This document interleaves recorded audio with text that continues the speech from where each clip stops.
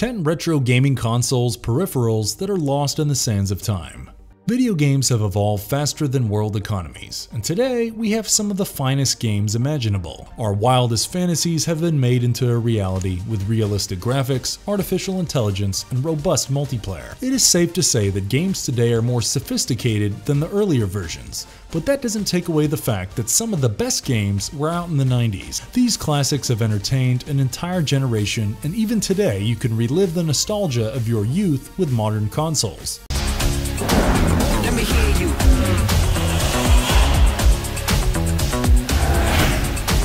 Speaking of consoles, back in the day, there were some amazing game controller peripherals for a better gaming experience. This has become a thing of the past, but it wasn't long ago when we had new console peripherals almost every month. In this video, we will take a quick look at the relics of the golden times and pick out some of the unique retro gaming console peripherals. Physicality is something very important. That's why Sega introduced the Activator, something that makes the physical reality real. Okay, now I've got your attention. Sega Activator. Now that we begin our discussion on the gaming console peripherals, it is important to note that not all of them were very effective. Sega Activator, for instance, for the Sega Genesis, did not make gamers very happy. It isn't surprising given that it did not come from a game developer, but from a musician. The idea was to enhance the motion controls in the games, with it being particularly good for fighting titles. In fact, the Sega Activator was brought about especially for games like Comix Zone, Mortal Kombat, and Eternal Champions.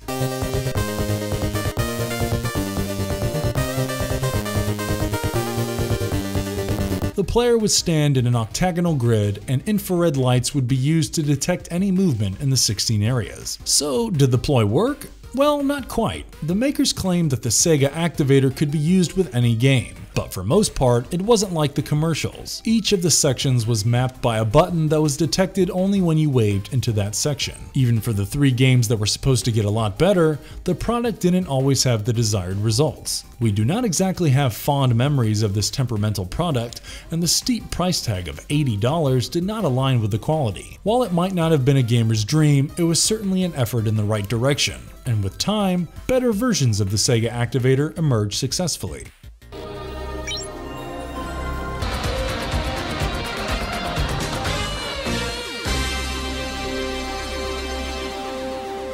Nintendo Power Glove.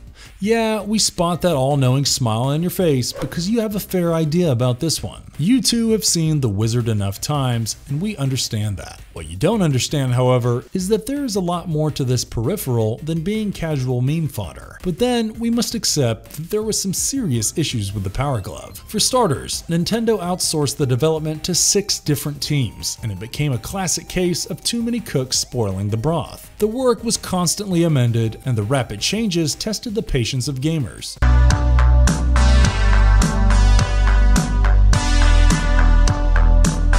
So how exactly did it work? The basic NES or NES controls were on the glove, and the player had to input commands from 0 to 9 buttons and also include some hand motions to get the hang of the controls. Once the player mastered the controls, he or she could play any game from the list. The problem was that the addition often complicated the game and made things much more difficult. The device lacked the smoothness and precision that you would expect, but considering the ideas, it was surely an innovative idea. A glove controlling a video game is a smart move and ended up forming the basis for the Wiimote years later.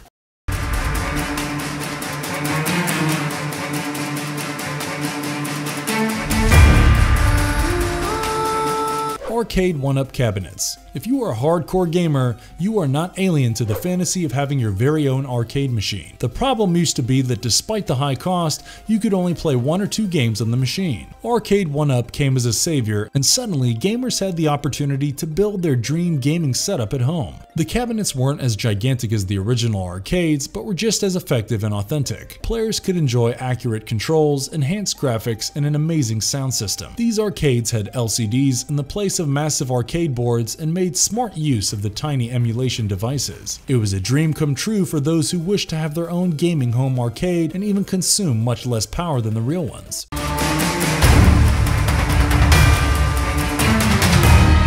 The arcade OneUp cabinets worked wonders in terms of the easy setup process that hardly took an hour. The game selection was set, and unless you had Raspberry Pi or PC inside the cabinet, you couldn't change it. These arcades came with multiple gaming choices, with a list including some of the most popular titles like Mortal Kombat, Pac-Man, Space Invaders, and Street Fighter II. For a price of $299 to $399, you could choose your set of games, and for $45 extra, you could also get an optional riser kit for a better gaming experience. We were in love with the Mortal Kombat cabinet, and this was revolutionary in the world of gaming. You really can't beat nostalgia with superior technology, can you?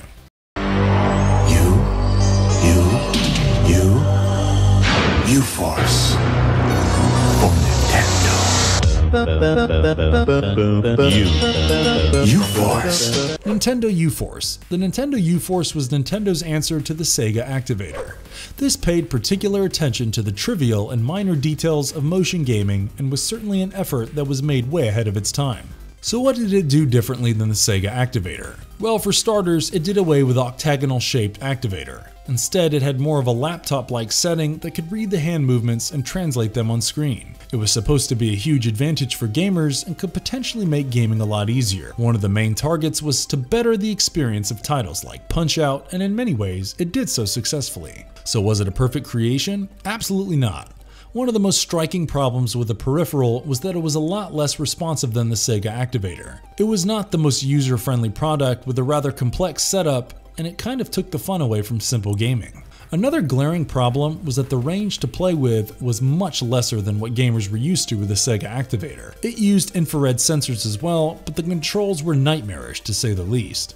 It is rather ironic that the advertisements hyped up the campaign with the words "Don't touch." Surely many gamers regretted touching this ridiculous appendage. Sega Scope/Famicom 3D. The late 80s saw a rather interesting and unique effort in the world of gaming. Sega Master System and the original Nintendo had by then failed to produce the perfect peripherals, and Sega Scope 3D, or the Famicom 3D, were certainly brave attempts in such circumstances. It was a Japanese exclusive accessory for the Nintendo Family Computer that released in 1987. It allowed you to have a three-dimensional gaming experience, and back in those times, it was something that left people in awe. The system used field sequential 3D and came up with some flashy and cool LCD glasses that could bring about the 3D effect. There were some games that benefited in particular from such efforts. Space Harrier 3D, for instance, was a completely different experience now with the Famicom 3D. In fact, the idea to use field sequential 3D was so effective that some filmmakers started to be influenced by it. Yes, the 3D effects were nowhere close to the ones available in today's times, but it was still a real steal for audiences back then. But that was precisely the problem as well. The customers for such technology were rather few, as not too many were accustomed to the idea of peripherals by then. It was just another case of being too ahead of its time, because if the Famicom 3D came out a few generations later, it would have been a sure hit with the gamers. Nevertheless, we admire the efforts, and the experience has been quite enriching for however little time we got to enjoy this system. Oh, this is amazing! Sparkly, like a laser show! It's all red! It's floating right there! Virtual Boy. Virtual Boy was like that scandalous little mistake that Nintendo had to quickly forget. Back in that era, Nintendo tried its hand at 3D VR technology, and it backfired as you would expect. But is it fair to say that the Virtual Boy was all bad? Not really. In fact, there were times when the 3D effects were particularly impressive, and there were some pretty worthwhile titles such as Virtual Boy Wario Land and Telero Boxer. Now, coming to the innumerable flaws with the device, the first problem was the tiresome headset that came with the system. The clunky piece was enough to make you sick within 30 minutes, and you would feel your head throbbing and slightly nauseated. This was a very serious problem, and on top of that, the price of $180 was a bit too much for such a flawed product. Nintendo understood the chaos that it had created. It took them only a year to weed this out, and there wasn't even a formal press release regarding it. They took the Virtual Boy out silently, but it did provide us with some fond memories during this brief stay. There were 22 games that were released during this time, and maybe if the Virtual Boy stayed as a prototype, they could have bettered it. Rollin' Rocker. This was an infamous accessory that came with a Nintendo Entertainment System and was basically a large piece of plastic that the player could use to rock back and forth without using the D-pad. The issues with it was that it did not free the player from the controller because you would still have to press the A and B buttons. It used to be pretty compatible with almost all the Nintendo games, but there was one massive problem with the product. It lacked consistency and sometimes wouldn't even work. Even when it worked, it was not working all that well. The player had to stand on top of the plastic thing, and his weight would act as the D buttons, while the Nintendo controller would allow the use of A and B buttons. The makers, the notorious LJN Games, didn't even care to work on the myriad of issues that cropped up. It was pretty inconvenient for players to handle both the controller as well as the D-pad, and as a result, no game was made for it. It wouldn't be too rude to state the obvious that this was nothing more than a piece of plastic that wasn't worth half the money they charged. Play, I am Rob, Robotic Operating Buddy. Okay, cool, a robot. Here you go. Error, does not compute, requires adaptive device. Robotic Operating Buddy. The Robotic Operating Buddy was terribly underutilized and sold more like a gimmick. Nintendo went into panic mode after a brief video game crash in 1983. As a result, they tried to work on something new that would help them recover from the loss of the bad times. With no new video games coming up, Nintendo decided to hype up their latest console peripheral, Robotic Operating Buddy, or ROB. It had the ability to interpret screen flashes as commands, but only a couple of games made proper use of this. It was launched in Japan in 1985, and only 2 games titled Stack Up and Gyromite could be played on it. With some extensive marketing plans, they went all out trying to sell this product. In fact, this was the first time that Nintendo took a decisive step into the North American video game market. It might be nothing more than a supporting character in history, but it showed others the way to adapt to such modern technologies. The ROB, however, wasn't exactly a huge hit, and the makers discontinued it quietly after a few years.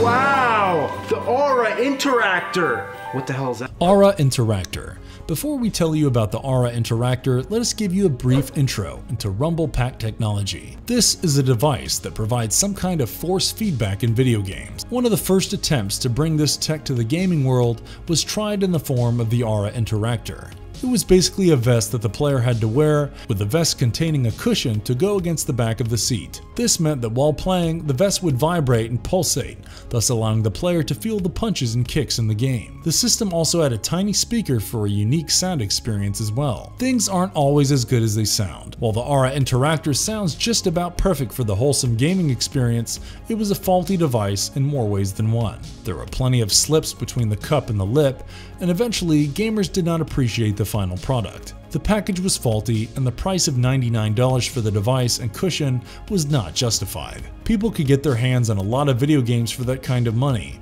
and as for the sound experience, you could always put the speaker behind your chair. So the rumbling of the strange vest wasn't the best in the lot, but it surely was a pioneer, paving the way for many others to replicate the technology with perfection.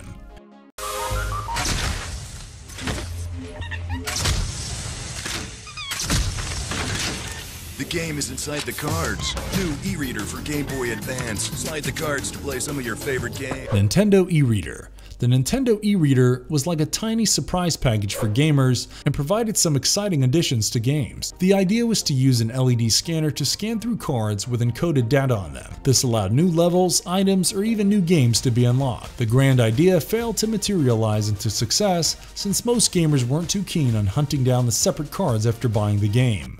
This giant Game Boy Advance cartridge with a scanner on the inside that could read the dot codes on collectible trading cards. The system was more of a prelude to the era of downloadable content, and while the prospects were exciting, it was way too much work. Even then, the availability was limited to only a select few titles like Pokemon, Animal Crossing, and Super Mario. The new levels and power-ups for Super Mario Advance 4 were fun to play, and the new items and designs in Animal Crossing also found a few fans. However, this device for the Game Boy Advance was a failure despite the initial success in Japan. The American customer never quite caught on to the idea, and ultimately the Nintendo e-reader became a thing of the past.